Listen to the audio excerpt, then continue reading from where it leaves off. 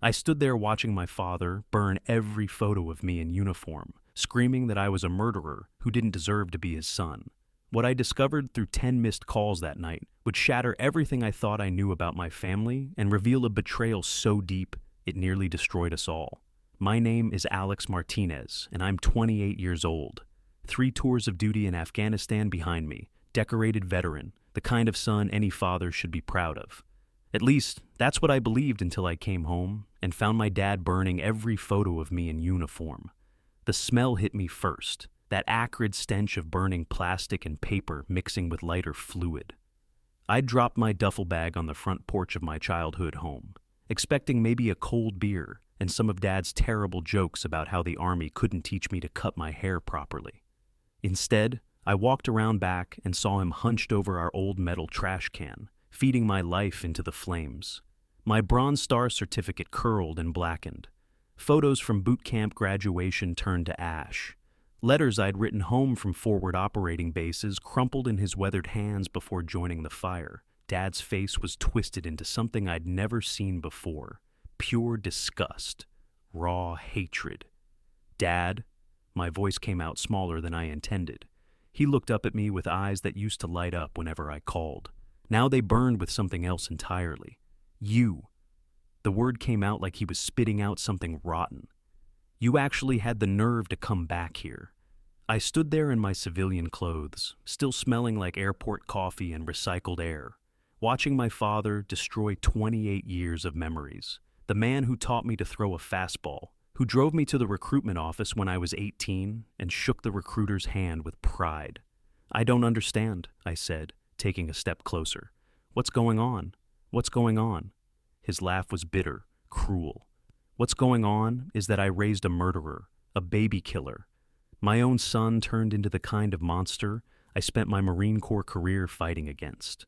The words hit harder than any IED blast I'd survived overseas. Dad was a former Marine himself. He understood military service. He'd been my hero growing up, showing me his old dress blues and telling stories about honor and duty. This couldn't be real. "Dad, I never—" "Don't you dare lie to me."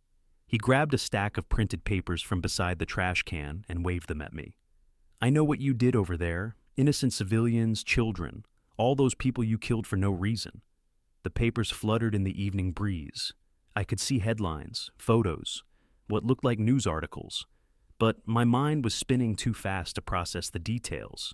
Where had these come from? Who had given them to him?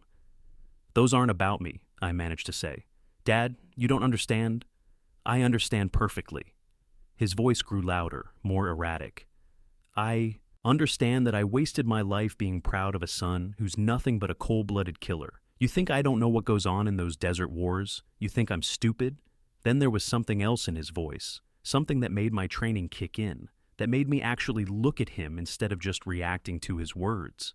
Dad seemed different somehow. Older, yes, but more than that. His eyes darted around as he spoke. His hands shook slightly as he clutched those papers. "Where's Marcus?" I asked, suddenly realizing my younger brother wasn't there to witness this nightmare. "Marcus is the only real son I have left," Dad spat. "He's been taking care of me while you were off playing soldier and murdering innocent people. He's the one who showed me the truth about what you really are." My stomach dropped. Marcus had been feeding him these stories? But why? Dad threw the last of the photos into the fire. My high school graduation picture and dress uniform disappeared into smoke. "I'm changing my will tomorrow. You get nothing. You are nothing to me. Find somewhere else to live, because you're not welcome in this house ever again." The finality in his voice was absolute.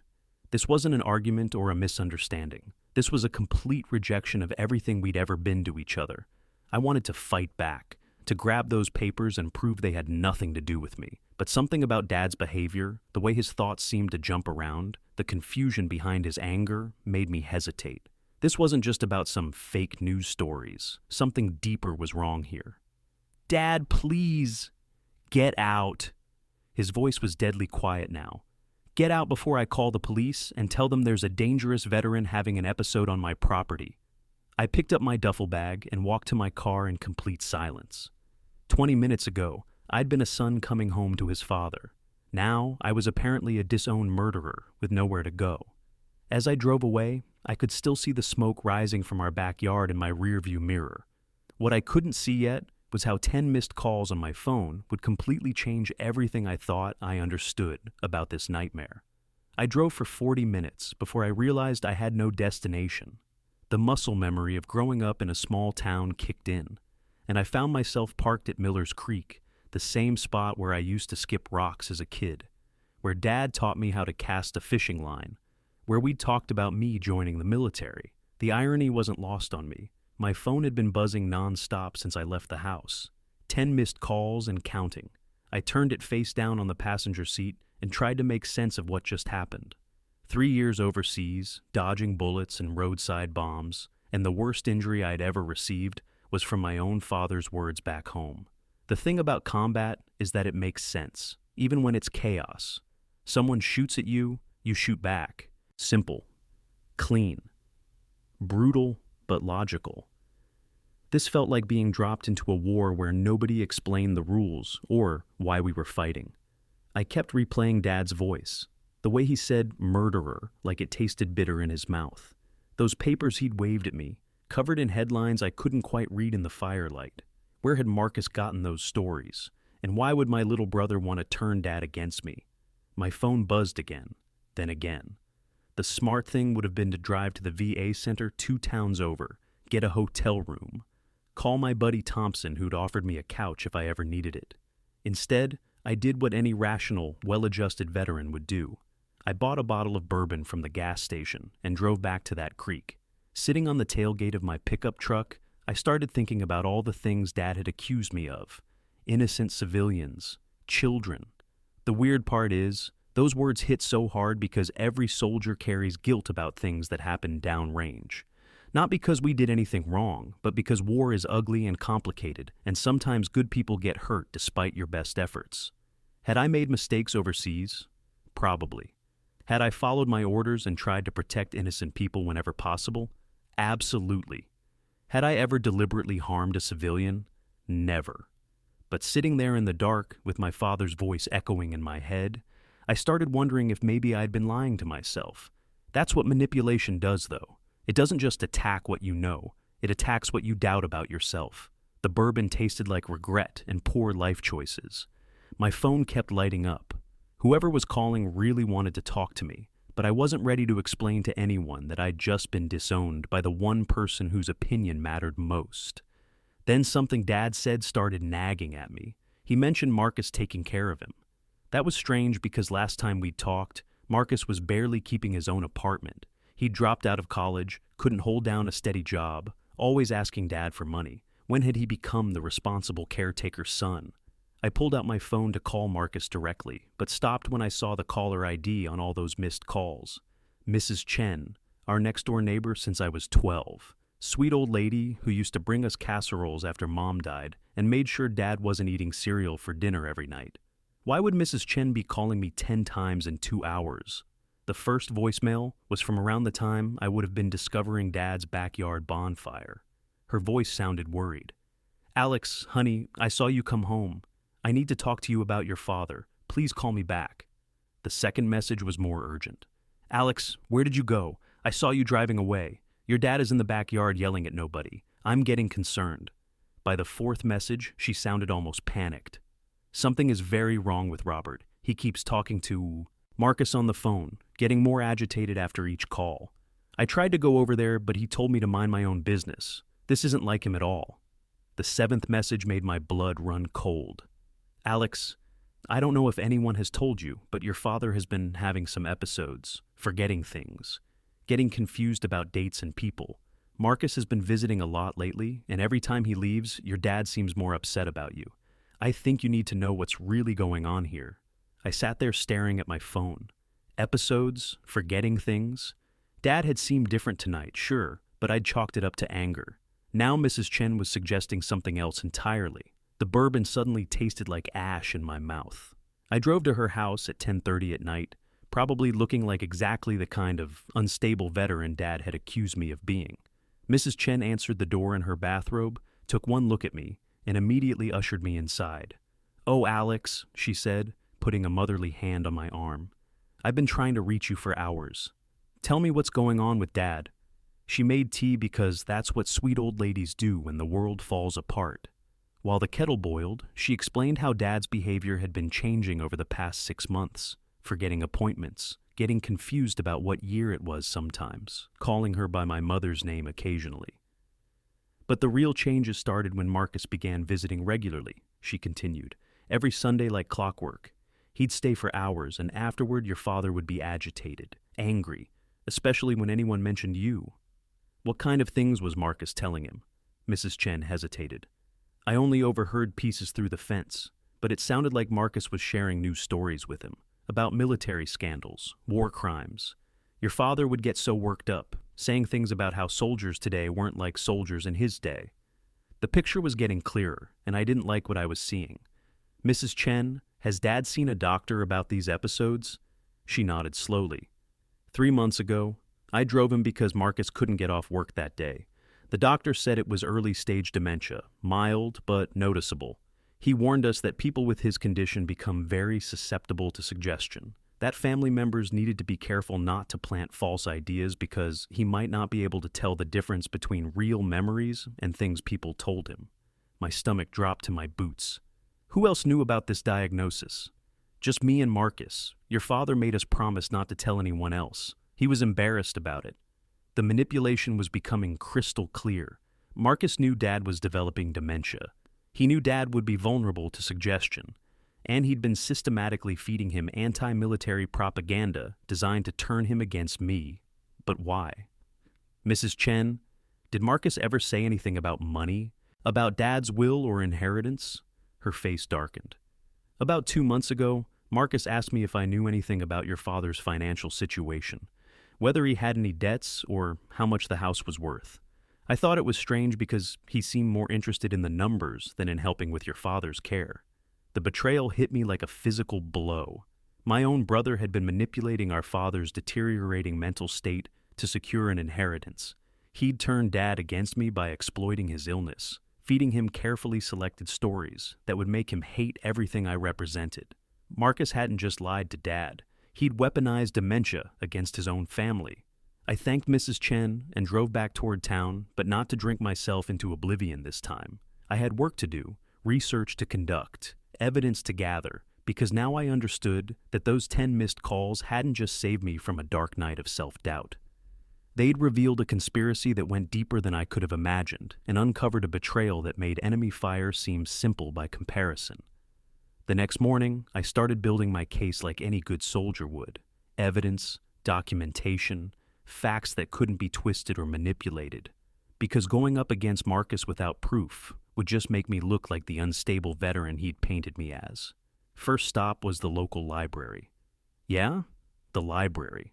Turns out those printed articles Dad had been waving around were my smoking gun. I needed to know exactly what stories Marcus had been feeding him, and more importantly, I needed to prove they had nothing to do with my service record. The librarian, bless her heart, helped me access newspaper databases and military records. Took me 3 hours, but I found every single story Marcus had used. Article about a unit in Iraq from 2015. I was in Afghanistan in 2018. Story about civilian casualties in Syria, never served there. One particularly damning piece about war crimes in Vietnam happened literally before I was born. Marcus had done his homework all right. He'd carefully selected real stories about military misconduct, printed them out, and fed them to our father, piece by piece. To a man with developing dementia, these separate incidents would blur together into one horrifying narrative about his son's service. The manipulation was surgical, precise, cruel in ways that made my stomach turn. But here's where Marcus made his first mistake. I found his browser history on Dad's old computer. Apparently, he'd forgotten to clear it after his last visit. Searches for dementia manipulation techniques and how to change someone's will, and military scandal stories 2010-2020. The digital trail was all there, time-stamped and saved. His second mistake, he'd gotten cocky. I found text messages on Dad's phone where Marcus was actively coaching him on what to say to me. Remember, he never talks about the innocent people he killed. Ask him about the children in those villages. Real Marines like you would never do what he did over there. Reading those messages felt like taking shrapnel to the chest. My little brother hadn't just exploited Dad's illness, he'd systematically destroyed our relationship with the patience of a sniper and the morality of a war profiteer. The final piece of evidence came from Mrs. Chen. She'd been keeping a diary of Dad's behavior changes, documenting his good days and bad days like any concerned neighbor would. The pattern was undeniable. Every Sunday Marcus visited, Dad's confusion would spike. His anger toward me would intensify. Then, it would fade slightly during the week until the next dose of poison. Armed with everything I needed, I drove to Marcus's apartment complex. Time for the confrontation I'd been dreading and anticipating in equal measure. He was sitting on his couch eating cereal for lunch when I knocked, opened the door with milk still dripping down his chin, and his face went white when he saw me standing there with a folder full of evidence. "Alex, hey, I heard you and Dad had some kind of argument yesterday." "Cut the act, Marcus." I pushed past him into his cramped living room, pizza boxes stacked on the coffee table, unpaid bills scattered across the kitchen counter, the smell of failure and desperation hanging in the air like smoke. This was what inheritance hunting looked like up close. "I know what you've been doing to Dad." His laugh came out strangled. "I don't know what you're talking about." I dropped the folder on his coffee table, articles spilled out, screenshots of his browser history, printouts of those coaching text messages. His face crumpled as he realized how thoroughly I'd documented his betrayal. "You exploited his dementia." My voice was steadier than I felt. "You fed him fake stories about my service to turn him against me. You manipulated a sick old man to steal his inheritance." Marcus slumped back on his couch like someone had cut his strings. For a moment, he looked like the scared little brother I'd protected from bullies in elementary school. Then the excuses started flowing. "You don't understand the pressure I'm under. I'm drowning in debt. Dad's house is worth $200,000, and I need that money. You were gone for 3 years. I'm the one who stayed. I'm the one who took care of him. By poisoning his mind against his other son. You always got everything." The mask finally slipped completely. Perfect grades, perfect military career. Dad bragging about his hero son while I couldn't even finish community college. Do you know what it's like living in your shadow? There it was. The real motive behind everything. Not just greed, but decades of resentment and jealousy that had finally found a weapon sharp enough to cut me out of the family. "So you decided to destroy him to hurt me." Marcus broke down completely then, sobbing like the scared kid he'd never stopped being. Inside, admitted to everything, the systematic manipulation, the fake news stories, the careful exploitation of Dad's vulnerable mental state. He'd researched dementia specifically to learn how to plant false memories and turn them into unshakable beliefs. "I never meant for it to go this far," he whispered. "I just wanted him to be proud of me for once, instead of always talking about you." The brother I'd grown up with was gone, replaced by someone I didn't recognize. Someone who'd weaponize our father's illness for money and revenge. But understanding his motives didn't excuse what he'd done. Dad was still sitting at home, believing his oldest son was a war criminal. The damage Marcus had inflicted would take months to undo, if it could be repaired at all. That's when I realized the hardest part wasn't confronting Marcus. It was figuring out how to save Dad without destroying what was left of our family in the process. Because the real war was just beginning. The hardest conversation of my life wasn't with Marcus. It was sitting down with Dad 3 days later, armed with medical records and a specialist who understood dementia manipulation. Dr. Sarah Hendricks had seen cases like this before. Families torn apart by people exploiting cognitive decline for personal gain. She explained it to Dad gently, using terms that wouldn't make him feel stupid or broken. "Robert, your mind is playing tricks on you," she said, showing him brain scans. "The stories Marcus shared with you aren't about Alex. They're about different soldiers, different wars, sometimes different decades entirely." Dad's confusion was heartbreaking to watch. He'd hold up those printed articles, then look at me, then back at the papers. His anger was fading, replaced by something worse. Fear, the terrifying realization that his own mind had betrayed him. "I called you a murderer," he whispered during one of our sessions. "My own boy. How could I believe that?" "Because someone you trusted lied to you when you were vulnerable," I told him. "That's not your fault." The healing process took months. Dad started medication that helped slow his cognitive decline. We worked with counselors who specialized in undoing psychological manipulation. Slowly, painfully, we rebuilt our relationship on a foundation of honesty about his condition. Marcus? He got help too, though it took some convincing. Therapy for his jealousy and resentment. Financial counseling for his debt problems. We didn't press charges, but we made it clear that his relationship with Dad would be supervised going forward. The old man still has bad days. Sometimes he forgets I'm home from deployment. Sometimes he asks about Mom like she's still alive. But he never again calls me a murderer, and he never again doubts that I served with honor. 6 months later, Dad and I were back at Miller's Creek with fishing poles and terrible gas station coffee. His hands shook a little as he cast his line, but his aim was still perfect. "You know what I learned from all this?" he said, watching his bobber drift downstream. "What's that, Dad?" "Sometimes the worst enemies aren't the ones shooting at you from across some desert. Sometimes they're sitting right at your kitchen table, pretending to care while they poison everything good you've got left." He was right, but I'd also learned something else. Sometimes the people worth fighting for are sitting right next to you at a creek, teaching you that love is stronger than manipulation, and family is worth saving even when it's broken, even when it costs everything to put it back together.